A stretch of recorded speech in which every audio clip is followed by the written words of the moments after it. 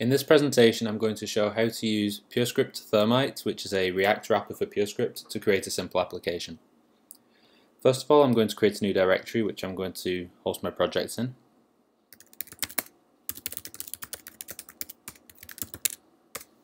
And I'm going to use the pulp tool, which is available from GitHub, to create a new project by using the pulp init command.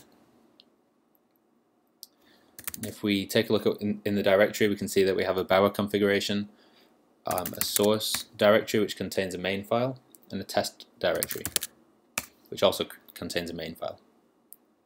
Okay, so let's get started by installing purescript-thermite using Bower. And as you can see, that's installed the React library as well, using Bower as a dependency.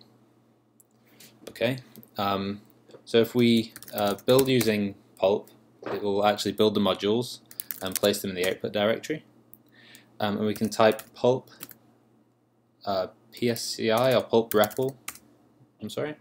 No, it is pulp PSCI to enter the PSCI interactive mode, and we can look at the types of some expressions. So let's start by importing the thermite library.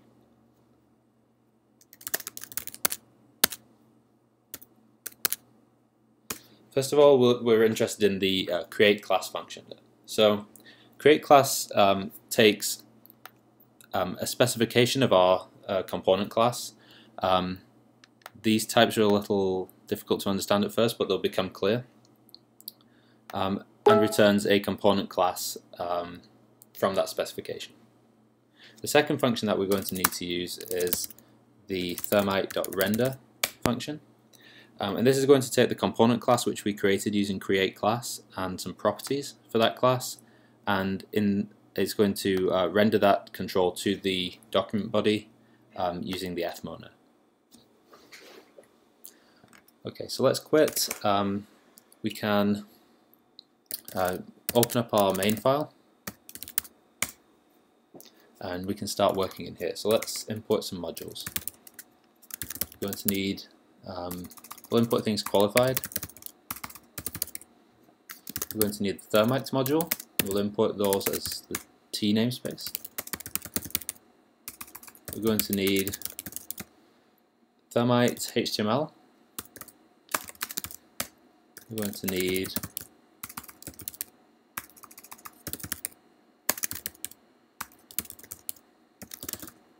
and a couple of submodules of the HTML module, namely elements,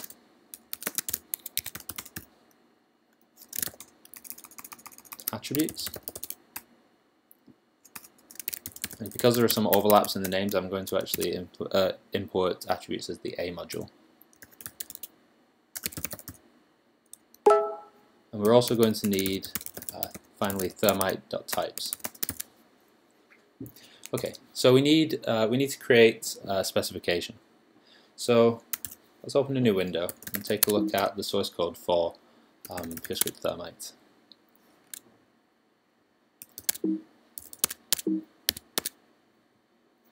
Actually, we don't need to look at the source, we can just look at the documentation. Okay, so the two functions we looked at earlier were create class and render. And we need more information about this spec type here, so let's search for spec. And that's defined down here in the thermite.types module. And spec is defined as a wrapper around the spec record type synonym. And spec record consists of three functions, three values rather. Render, which has type this type synonym render. Perform action, again, there's a type synonym called perform action, and it takes an initial state, which this is cut off, but the initial state just has type state, where state is the type of our the state type for our specification. So let's drill down a little and see what these two type synonyms mean. First of all, the render type synonym is a synonym for a function which takes a context, and the meaning of that should hopefully become clear soon. The current states for the application, the current properties for the application, and returns a HTML body, a rendered HTML body for the component class. And and the perform action type synonym refers to a function which takes the current properties, takes an action, which is a type fixed by the spec, and in a particular monad, M, performs some action and has a return type unit. So in our particular case, if we go back up to the top, we'll see that the the create class function actually fixes the type M to be action F state. And if we return to the bottom, or rather, if we look at the action module, you'll see that action is defined here as a data type, and it's given these various instances. In particular, it's a monad, so we can use it to build computations using do notation. Okay, so in short, we need to create a spec object and pass that to create class, and then use render to render that to the document body. To do so, we need to provide render, perform action, and initial state functions for some choice of types state, props, and action. Okay, so let's give that a try. So we'll keep these docs open. Okay, so let's define those types that we need. We're going to need state type. For our state, React has a restriction that the state type has to be a record. So actually, let's define state as a type synonym for a particular record.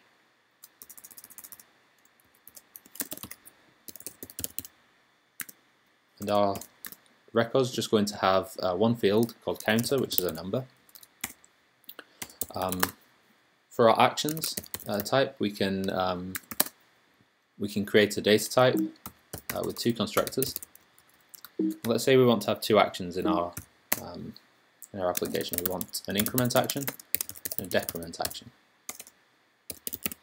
Finally, we need a props type, but in fact, we don't. For this example, we won't use any custom properties. So let's just leave this type off, and we'll just fix it in the code to be the unit type. Okay, so let's create our spec.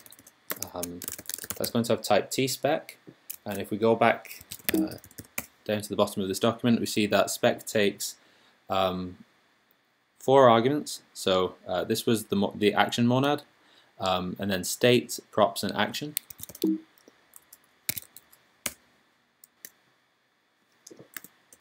So we want this to be t.action of f and state. So we'll leave a wildcard for the particular effects we're interested in. For the state, we know that we want to use our own state type. And then the remainder of the arguments were state, props, and action. So we can fix that to be state. We said our props are going to be unit, and our action type is action. Okay, so spec is a record. We have to introduce it with the new type constructor, which is t.spec. And then let's create these functions that we need. So we need a render function, we need an initial state value, and we need a perform action function.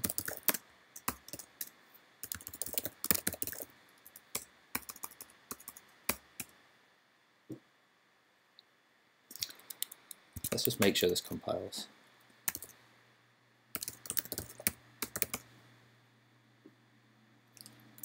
Okay, so I forgot to import the action module, so let's do that.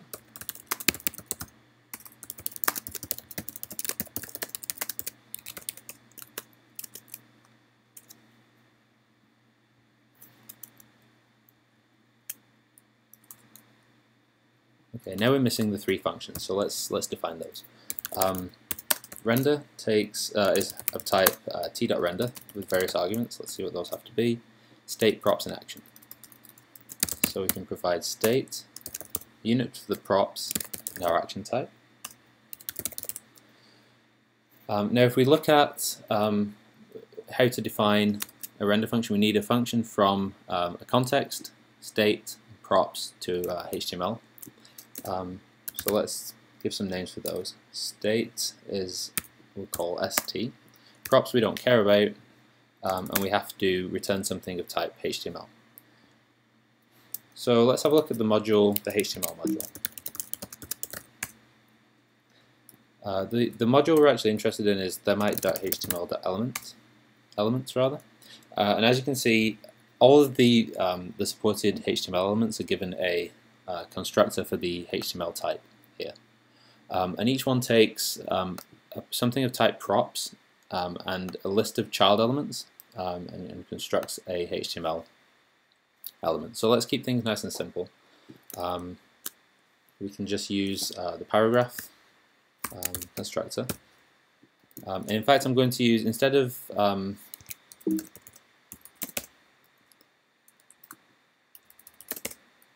the paragraph constructor here, I'm going to actually use p prime, which doesn't specify any props, just to keep things simple. And I have to specify a list of child elements, which I'll just I'll use the text function to create a text element. Next, we need a perform action function.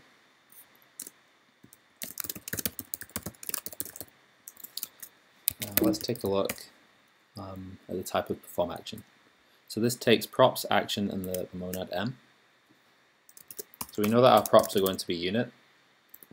We know that our action type is action. And m is going to be t.action of some effect type, some effect row, and the state, which is fixed to state. Okay, so this has to be a function from props, which is unit, to an action, to some monadic results in the action monad. So we don't care what the props are.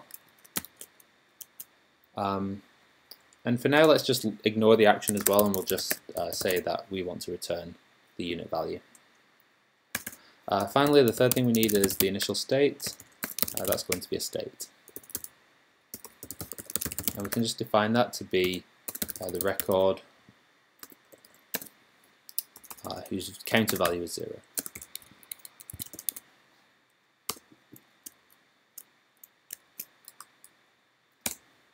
Now if we try to build again, we see that we were able to build, and we can verify that the output folder contains our main module compiled to JavaScript. Okay, so let's try to render our state type as HTML. The first thing we're going to want to do is actually change this text to show the counter state.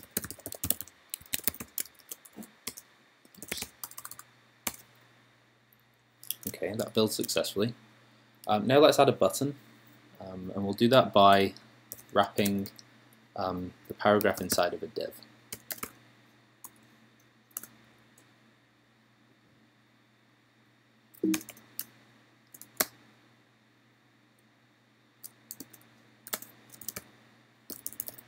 So again, I'll use button prime to avoid having to specify any props for now. And inside I'm going to create a text element with a text increment. And finally I'm going to close that div. Okay, again let's just verify that builds. Okay, it does, that's good. Okay, so now we want to be able to attach an event handler to this button, which will fire this increment event. And then eventually we're going to want to handle the increment event in perform action. So let's go back to the docs, and we can have a look at the thermite.events module. So this defines a collection of types for different types of events defined by the React spec. But the one that I'm interested in is the click event, which returns a mouse event. So this takes a context, which fortunately we do have provided to the render method, and a function which can take a mouse event and create an action. So in our case, we don't care about the mouse event contents. We can just return the increment action every single time, and that's going to give us a prop, which we can use to build something for our props array. So let's use the button function instead of the button prime function and specify some props as an array. Now we want to use the onClick function. We have to pass the context, and we have to pass a function which creates an action. So that's just const increment in this case. So let's make sure we can build. t.onClick is not found, and that's because I haven't actually imported the events module yet. So let's do that.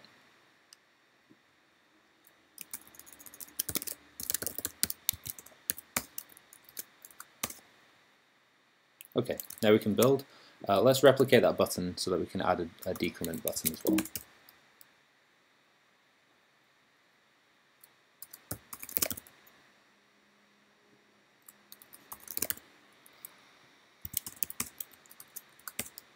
Okay, again, this should build.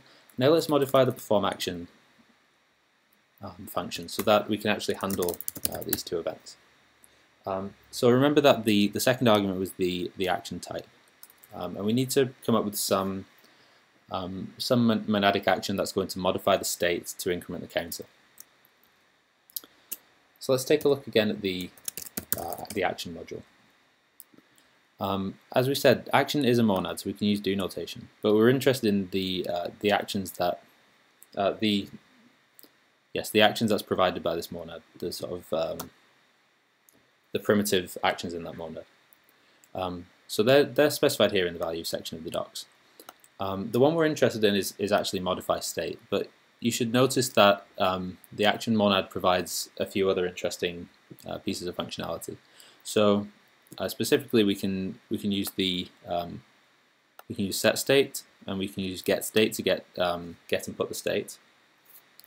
We can also use the sync function, which takes anything in the F monad and lifts that up into the action monad. So this isn't explicitly a monad transformer because we don't import the purescript transformers package, but it could be. And finally, we can also do something asynchronous by if we can perform some asynchronous computation and which takes a callback here, we can turn that into an action as well using the async function. But for now, the only thing we're actually interested in is the modify state function. So let's use that. It takes a function from states to states and returns an action, which is exactly what we need.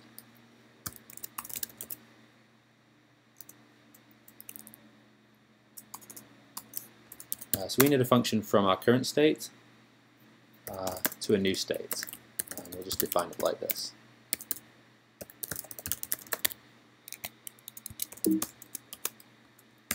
Let's make sure we can build. We can. So let's duplicate that line and again switch increment for decrement. And switch the plus for a minus. And again, we should be able to build. Okay, so now we have all the pieces that we need to create our spec. Let's actually use the spec to create a component class.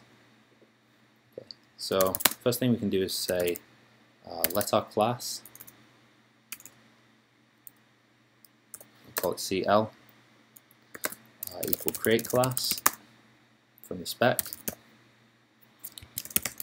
Just double check that works, put build. Oh, okay, so that needs to be imported, that needs to be qualified. Okay, good. And now we can just use the render function, again that needs to be qualified, and pass the class.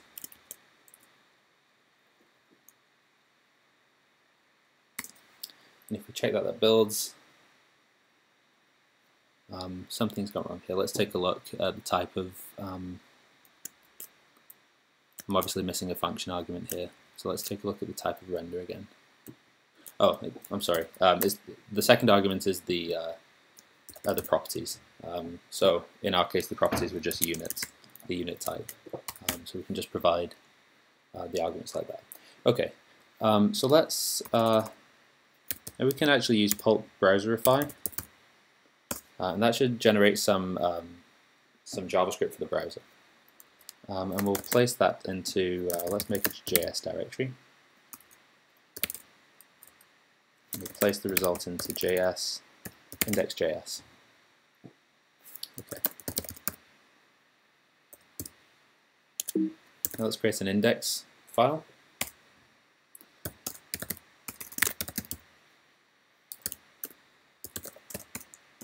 create a basic HTML skeleton.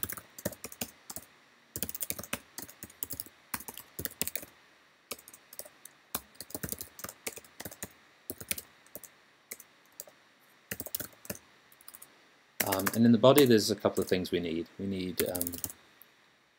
to include a reference to React itself. So that's in Bower Components. It was installed for us. React JS. And we need a reference to our own JavaScript. That was index.js.